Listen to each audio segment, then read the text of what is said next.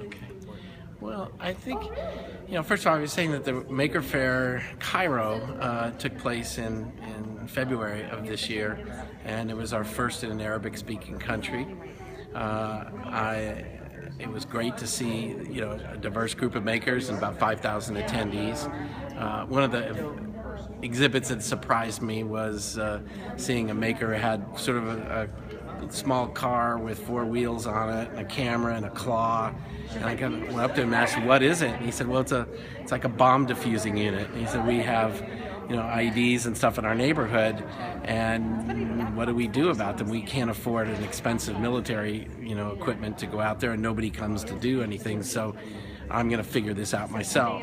So it was homemade from kind of ordinary parts, and I think this is, at the core of this is people feeling, through the maker movement, enabled to tackle problems that are important to themselves, to do some things that sometimes government won't do properly, and I think that starts to snowball even into economic opportunity. And I think at the core of the maker movement is giving people a sense of control, that they can learn how to do things, increase their capabilities, and be able to make things. And whether that's ends up being a job or creating a product or other things, they feel more in control of their life. And I think that's, without knowing some of the context you're asking about here specifically, I think that's a real positive thing for people to feel. And I think in places where there are particularly poor economies, people struggle to figure out what to do, and this is something that's wide open and available to a lot of people to engage in. Do you think that this solution, which you're just mentioning about the maker movement and all those things, can really help people in Pakistan and makers in Pakistan to come up with a solution which can promote peace and counter extremism? Yeah. Well, I think the way they do that is by solving problems that are important to themselves.